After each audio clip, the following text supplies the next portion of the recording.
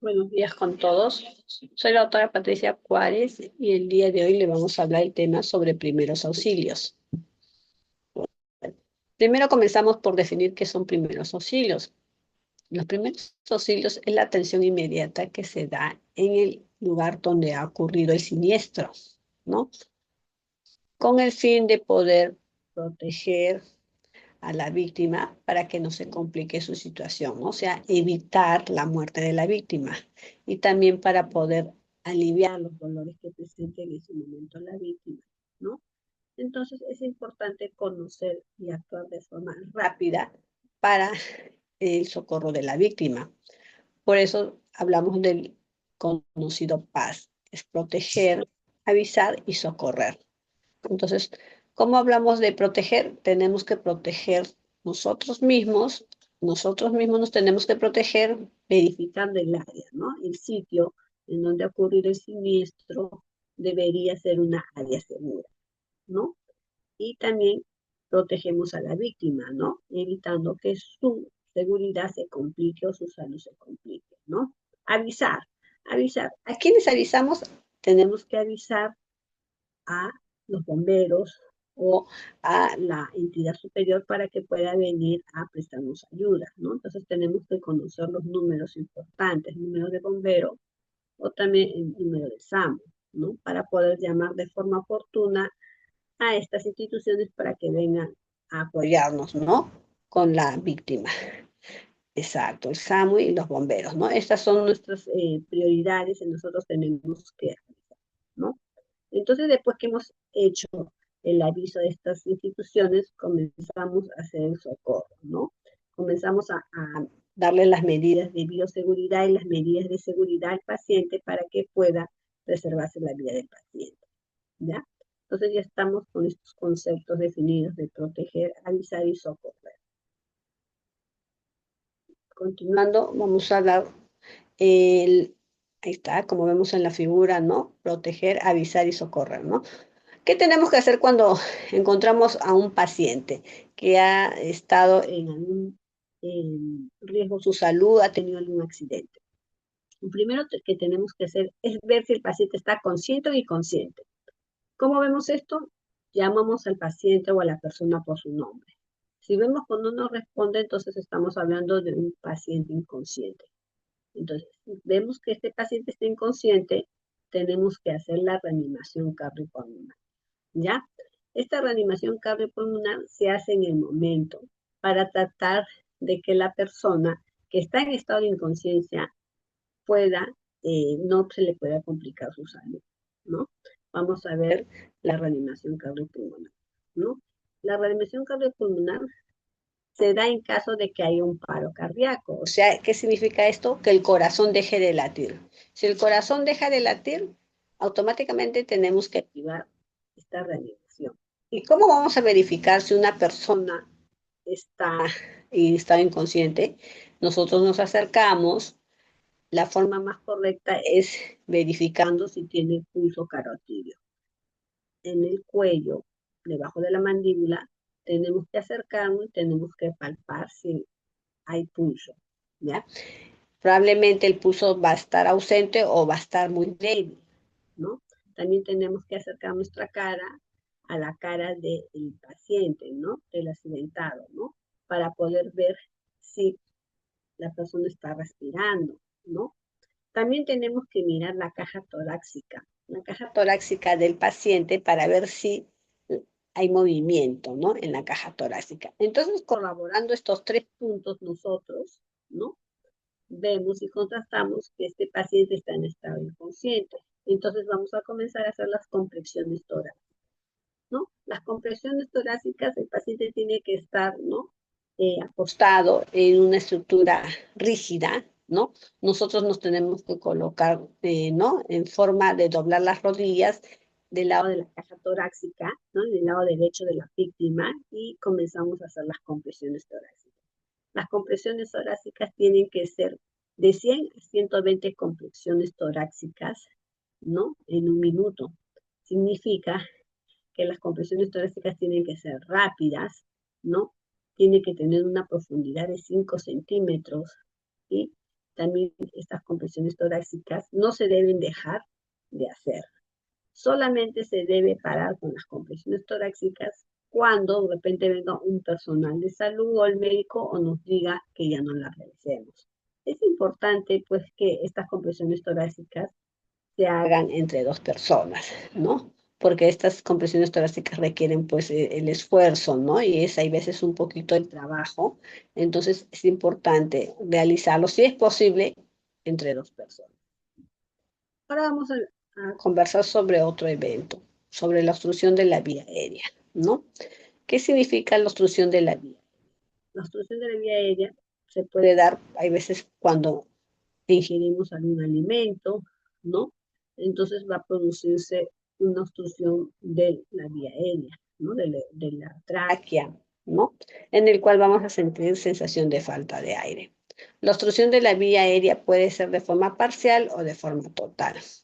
Cuando es de forma parcial la obstrucción de la vía aérea, se le va a indicar al paciente que tosa con fuerza, que tosa para que se expulse, ¿no?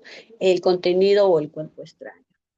Pero cuando hablamos de una obstrucción de la vía aérea de forma total, bueno, ahí sí tenemos que tener un poquito más de información para poder realizar.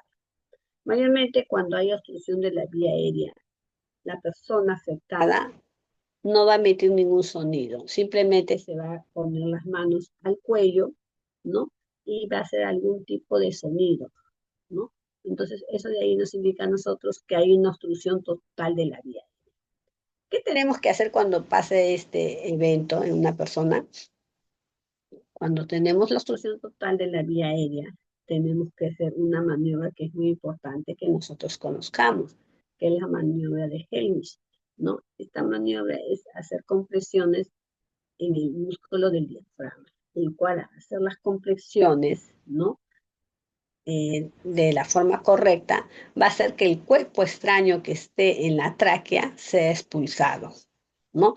Entonces, estas compresiones de la misma forma también tienen que ser de forma ininterrumpida hasta que se expulse el cuerpo extraño.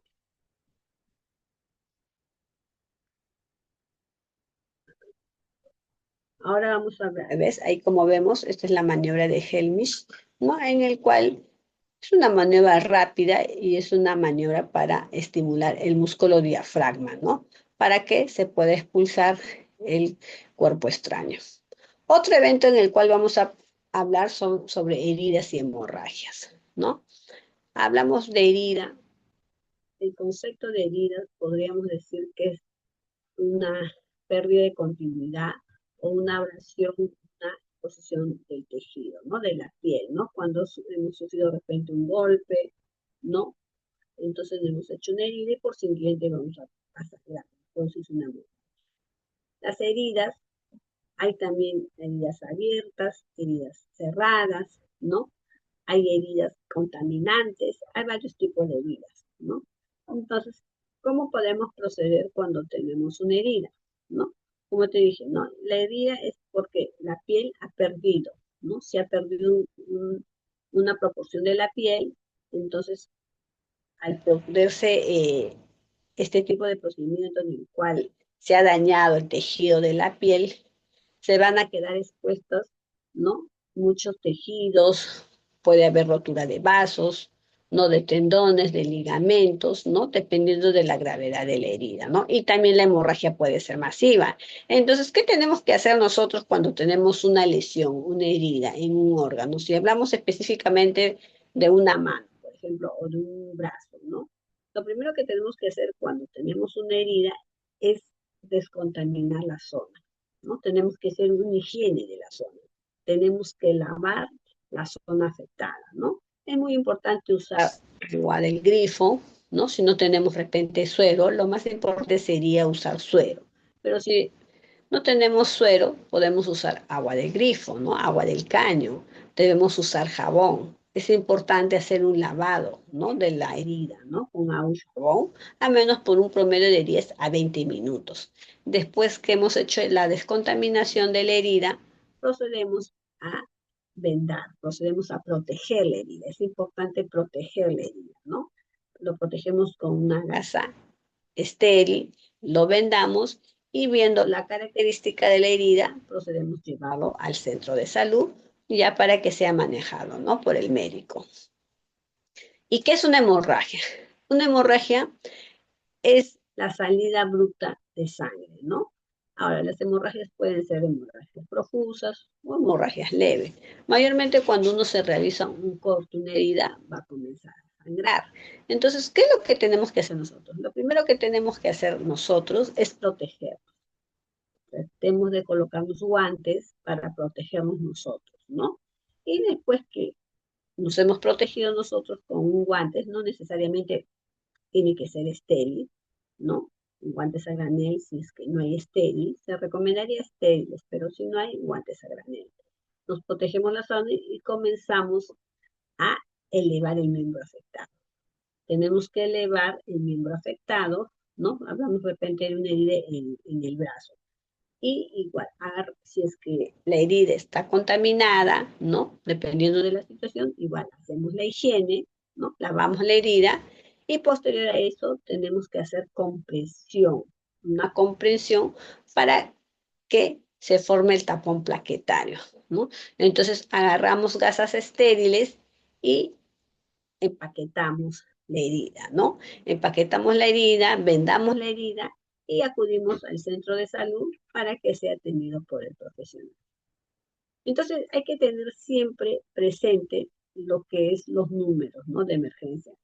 En los de los bomberos, el SAMU, ¿no? El SAMU es un servicio de ambulancia en el cual nosotros podemos llamar y dependiendo de la gravedad de la herida, la gravedad de, del paciente, puede ser trasladado en la ambulancia, ¿no? Si de repente es medianamente la dificultad que hemos presentado, bueno, de repente puede ser tratado en el tópico o de repente tiene que ser tratado.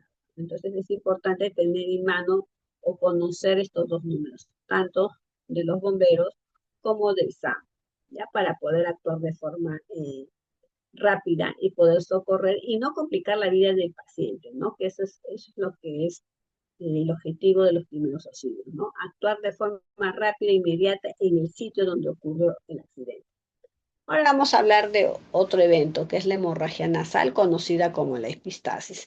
La hemorragia nasal es un proceso en el cual suele darse en personas que de repente tienen algún déficit, ¿no? En lo que es el trastorno de la coagulación, ¿no? Es un sangrado nasal profuso a través de las fosas nasales. Hay un procedimiento muy sencillo que se puede realizar, ¿no? En el momento que hemos detectado que una persona tiene hemorragia nasal. Tenemos que hacer de la misma forma las compresiones, ¿no? Agarramos y en el hueso nasal, donde se va a iniciar el hueso con el cartílago nasal, hacemos las compresiones con nuestros dedos por un promedio de 10 minutos, ¿no? Tiene que ser un buen tiempo para que se pueda formar el tapón plaquetario, ¿ya? Hacemos que el paciente incline su cabeza hacia adelante, que el paciente respire por la boca y hacemos compresión a nivel de la nariz, ¿no? Después que hemos hecho un promedio de 10 a 20 minutos la compresión de la nariz, debería de parar el sangrado nasal. Si después de este tiempo el sangrado nasal continúa, entonces tenemos que trasladar de la misma forma al paciente al centro de salud más cercano para que sea atendido por el médico, ¿no? Y ya ver de repente otro tipo de alteraciones que pueda tener, ¿no? Dentro de las fosas nasales, ¿ya? Entonces, este evento también debe ser realizado de forma rápida. Ahora vamos a hablar de otro evento. A ver, las contusiones y esguinces. Bueno, las contusiones, ¿no? Son golpes que podemos tener nosotros en diferentes partes del cuerpo. Mayormente las contusiones suelen darse pues en los miembros superiores o en los miembros inferiores, o sea, en los brazos, en los pies, ¿no? Entonces, nosotros tenemos que saber lo que es un esguince y lo que no es una contusión. Un esguince es cuando hay una torcedura, ¿no? De una parte de la articulación, o sea, son de zonas blandas. Esos son esguinces, ¿no? Que hay un golpe y ese golpe produzca un edema, ¿no? De una parte blanda. Mayormente puede ser de una articulación pequeña, ¿no? Son las famosas torcidas. Y la contusión son pues golpes, ¿no? Son una lección que hemos tenido por un golpe que hemos recibido, ¿no? En alguna parte del cuerpo, ¿no? Entonces, ¿qué tenemos que hacer cuando tenemos estos tipos de eventos? Lo primero que tenemos que hacer es aplicar el calor frío, ¿no? Si hemos recibido un golpe, un esguince, ¿no? En alguna parte de nuestro miembro, tenemos que hacer calor frío, tenemos que colocar compresas frías de agua, con el fin de evitar, ¿no? El incremento de volumen, con el fin de disminuir el dolor, ¿no? Posterior que estamos colocando nuestras compresas de agua fría durante, bueno, se podría decir por 20 minutos, la mayor veces posible que sea durante el día, ¿no? No hay un horario o un tiempo limitado. Mientras más tiempo nos coloquemos, ¿no? El calor frío mejor va a actuar en nuestro organismo, ¿no? Y posterior a eso, también tenemos que inmovilizar la parte afectada, ¿no? Por ejemplo, si hemos tenido un esguince en el miembro inferior, en la pierna, en el tobillo, tenemos que inmovilizar esta área, posiblemente colocar algún tipo de soporte, ¿no? Para que no haya algún tipo de movimiento brusco, cubrir esa parte, vendar esa parte, ¿no? Tomar el analgésico de forma rápida, ¿no? Y proceder a trasladar al paciente al centro de salud más cercano para que se le haga pues las pruebas o los exámenes pertinentes para que podamos descartar de repente algún tipo de complicación con relación al golpe que ha sufrido, ¿no? Esto se aplica tanto para los esquinces como para las contusiones, ¿no? Como dije, no, es importante colocar el calor frío, o sea, las compresas de agua fría, ¿no? Las bolsas de agua fría para poder evitar un daño más fuerte o más intenso en el órgano afectado. Entonces, todas estas indicaciones que se ha dado de primeros auxilios es importante que conozcamos para que podamos actuar de forma rápida e inmediata en el accidente, ¿no? En el sitio donde ocurrió el evento, ¿ya? Sobre todo, como dije, tenemos que protegernos nosotros para poder socorrer a la víctima, ¿ya? Verificando el área, que el área sea un área segura, donde ha ocurrido el evento, ¿no? Y después tenemos que avisar a los números, ¿no? Que nos van a ayudar a socorrer. Y posterior a eso ya nosotros tenemos que ejecutar, ¿no? Realizar los primeros auxilios, ¿no? Entonces, esto sería todo el día de hoy con respecto a esta charla de primeros auxilios. Gracias.